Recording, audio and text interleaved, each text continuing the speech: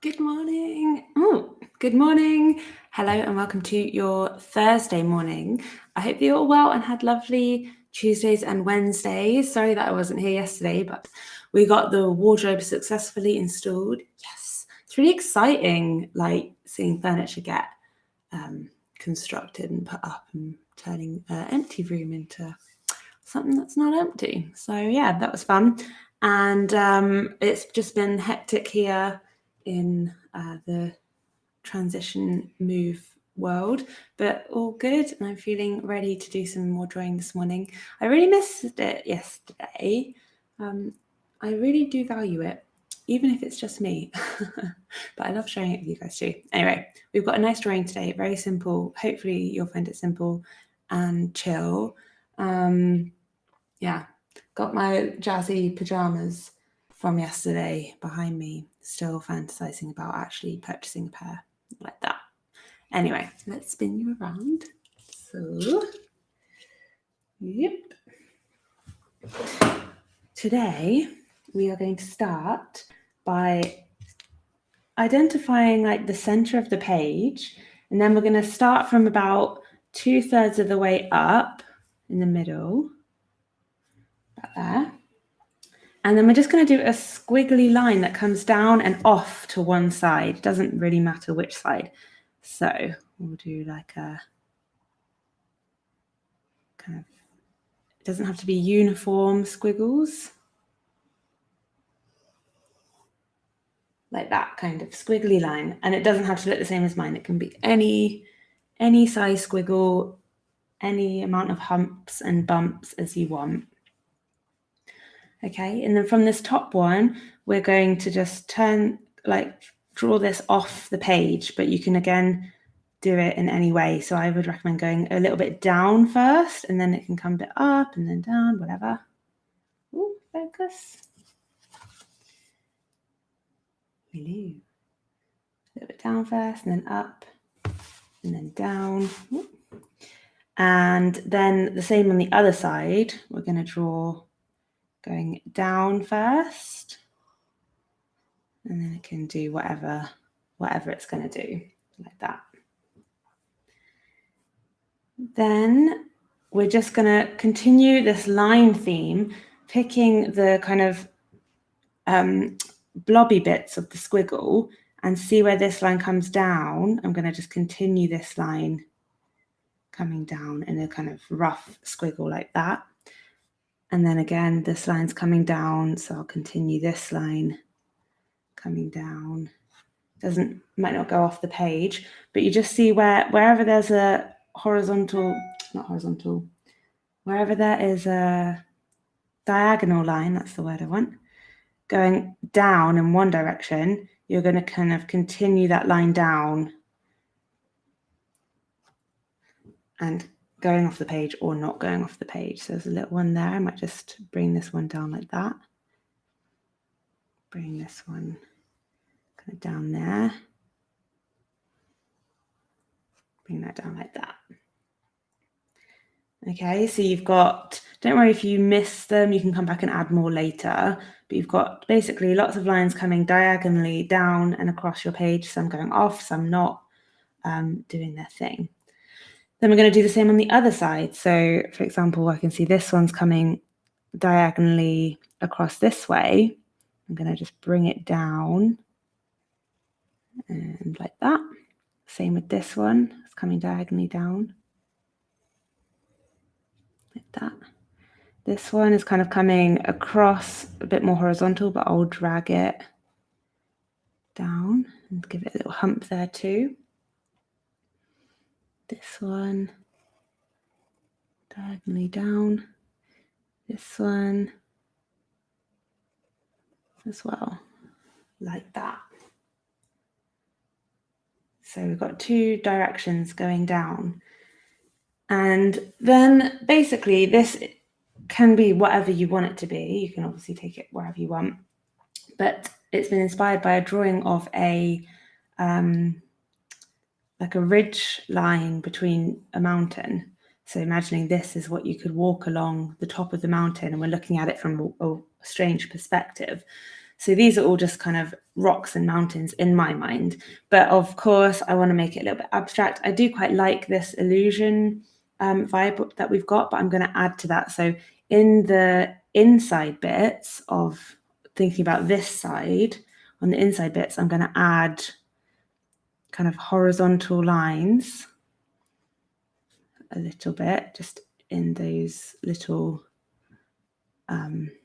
clustery, that does not make sense.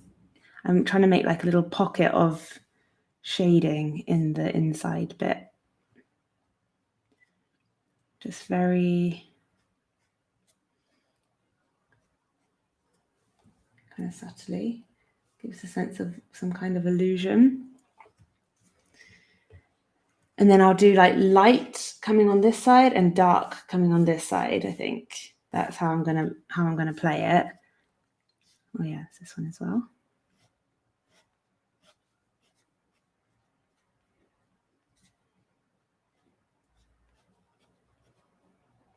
Just gives it a little bit of depth there. But you can see I've added a little break between my lines there, which actually looks quite cool. So I might continue to do that. I'll show you up close. This kind of shading. These little breaks.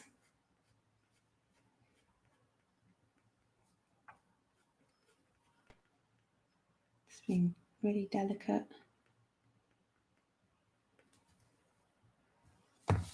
Just creating a little bit of texture and maybe adding a few more kind of lines going down in the same direction. Make it look like it's rocky. Could even add more mountains in the background, kind of coming up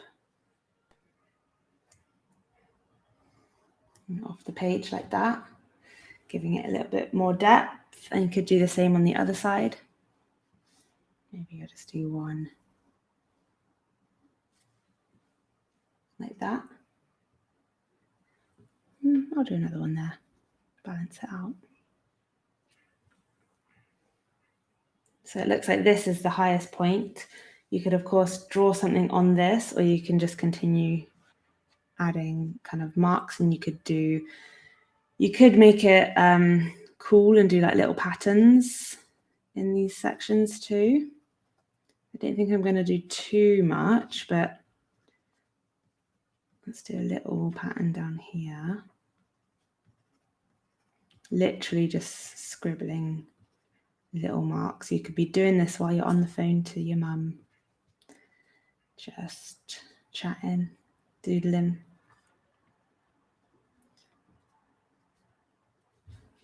Instead of scrolling through your phone, or obviously if you're on the phone, you're not scrolling, but like, have you ever been on like speakerphone and you've also got another app up and then you're like not really concentrating? It's super annoying for the person who's talking to you. But anyway, we've all been there, I'm sure.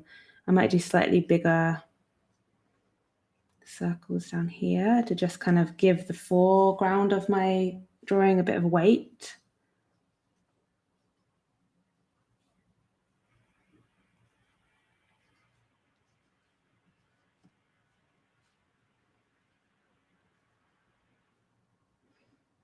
Not like unexplained bits. Maybe I'll add some bigger ones here as well. Doesn't always have to make sense.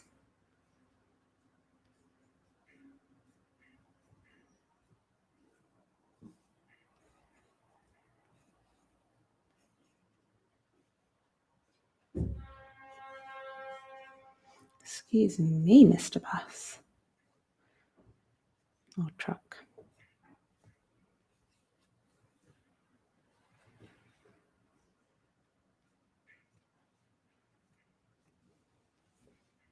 Like that. I'm liking this.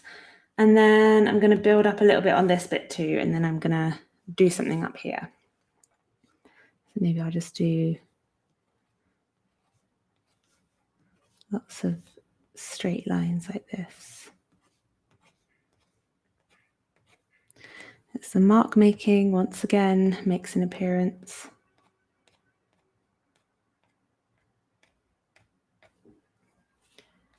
Such a powerful method of adding to just a line drawing and creating weight, depth, history in your work. I'm going to add smaller versions on this one. Just working their way up to eventual little dots. Maybe I'll add vertical squiggle lines.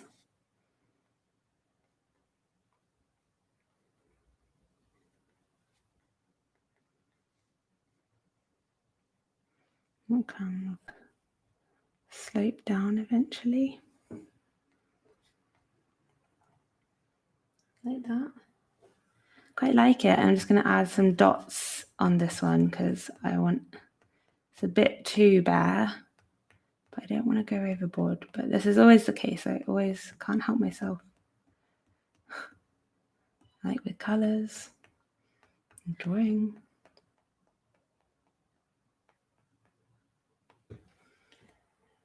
You can't see that so clearly, but it's there.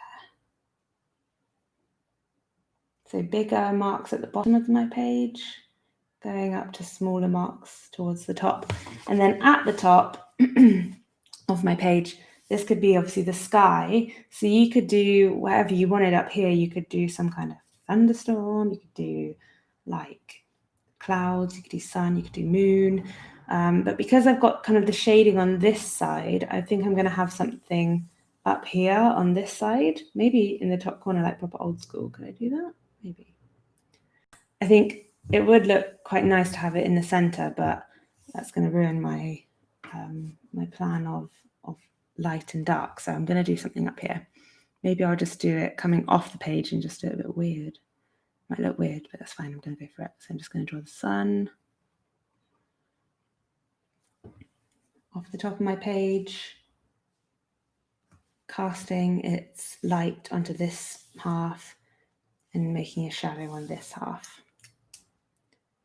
And I could do, I suppose, some clouds in the sky too, but maybe I'll just leave it like that and paint the clouds in. What do you say? Yeah, I'm going to leave it like that. But if you're not painting, then you can carry on adding little bits and bobs. But I'm going to get to painting now. So let's start with the light side. I'm just going to be real, try and keep it simple. There's too many words in my mind that I'm trying to say at the same time, and then I try and say them all and end up saying nothing. So just going to literally get yellow. Oh no, there. Oh well. Whenever I do dots, it's like the pen ink is too wet because it's just such a little deposit of ink rather than being stretched out, so it always stays wet for a long time. That's okay. Maybe I'll leave little bits of white. I quite like the lighter tone of this yellow.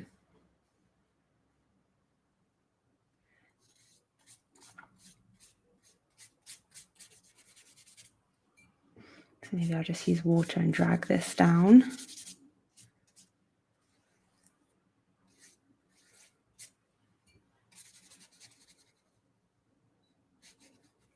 And maybe bring in a little bit of brown towards the base.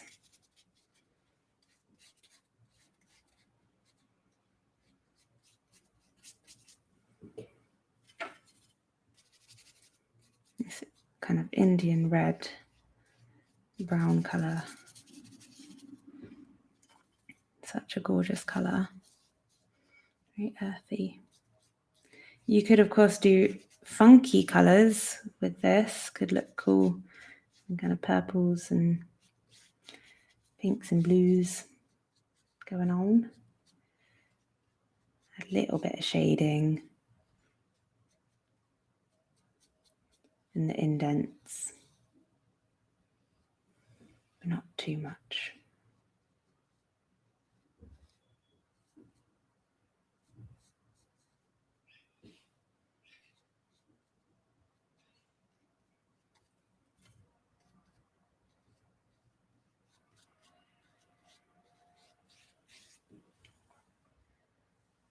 maybe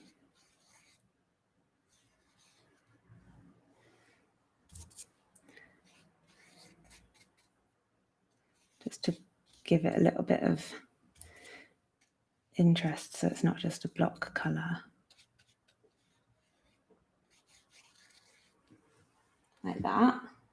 Okay, that's okay for now. And then I'm going to do the other side in pink browns.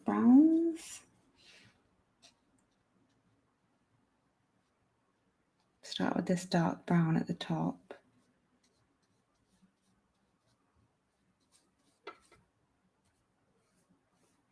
I might leave like a little, well, I'm going to do a bit of yellow kind of hitting those peaks there.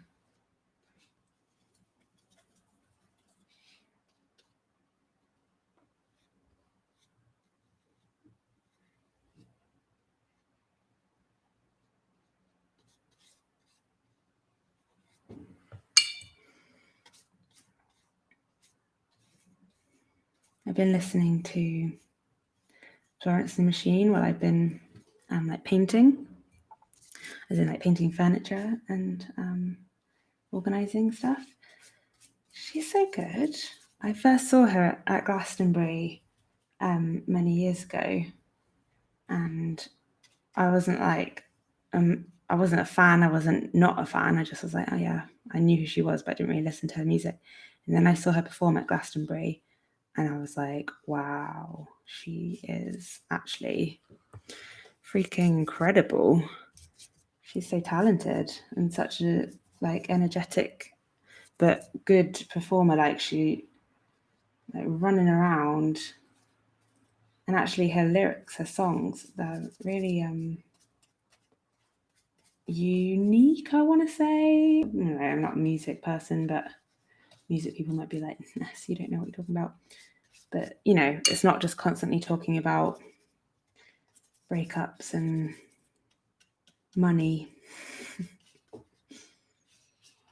I mean, sometimes it is, but it's like also quite, I don't know, cryptic. Anyway, the reason I said that is because I've just got her songs in my head now. When you just binge listen to an artist and then their songs are just in your head the whole time.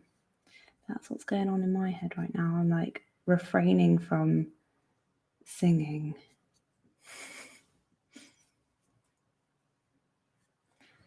Actually, do you know what? I want to do these back mountains a bit pinky. So I'll just explain what I just painted because I just talking about Florence and the Machine. So yeah, I did like the shade and then I just turned it into the yellow because obviously the sun would come kind of casting the shadow. It would be a hard shadow, I know, but I'm not going to do that today. I know, guys. Maybe add a little bit of pink at the front here too.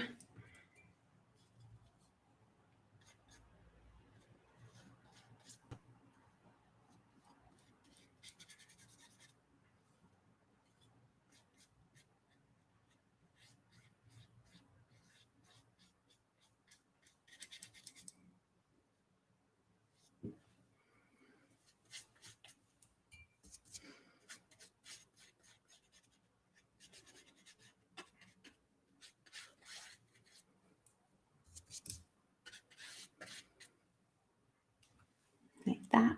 And then once it's dry, I might come in and add some pink details or brownie details kind of dotting around, but I'm going to do a very light wash in the sky, kind of purpley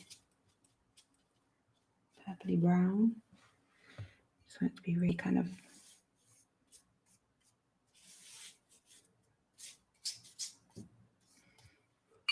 swishy like that.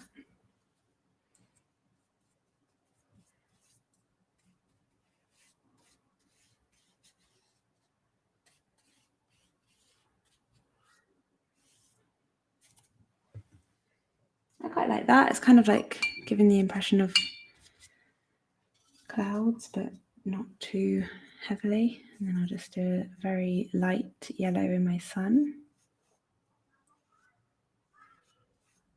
Because it's like kind of that time of day where the sun is beginning to set, but The sky is still kind of acting normal, hasn't done its wild sunset colours yet.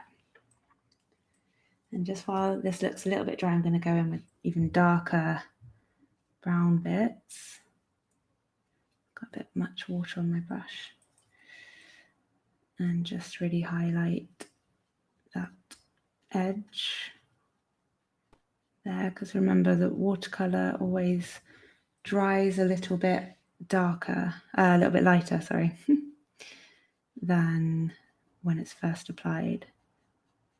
So that's why you often have to do a lot of layers before you achieve the desired darkness of the colour. It's not like other paints, you can't just apply it thickly.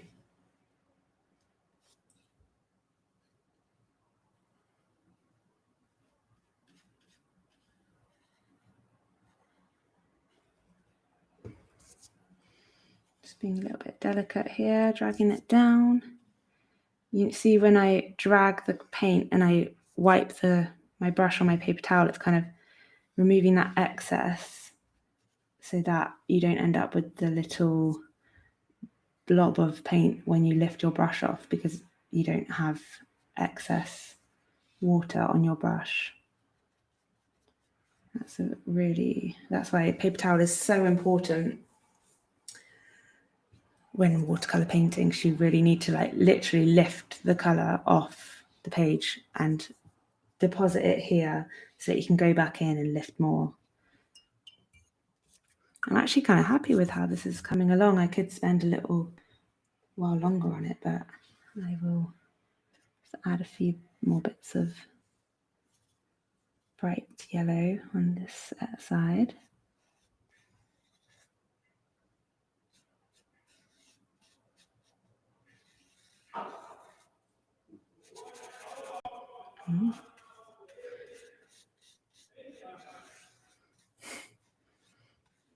So much shouting. With the new flat, I just listen to these guys shouting at each other all day. Surprised they don't lose their voices, because they're just shouting all day.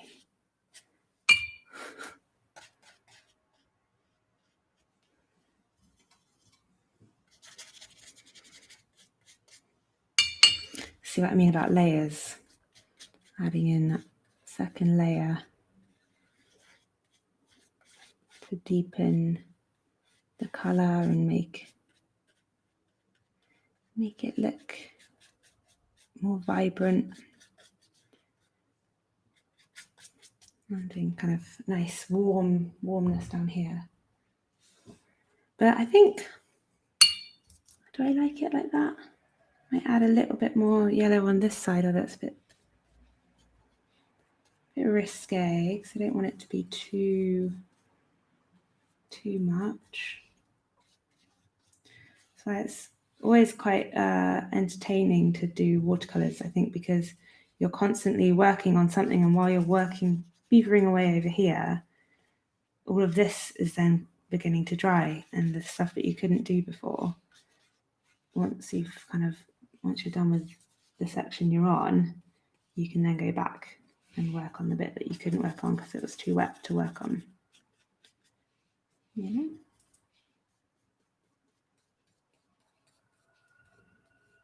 So with oil painting, you can't really do that. With oil painting, I tended to work on a couple of different paintings at the same time, because you'd have to like literally wait for days for bits to be dry.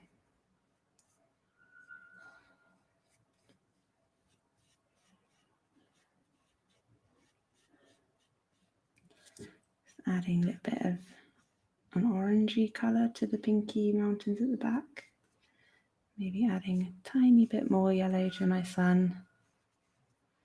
But trying not to get carried away, Ness. Stop.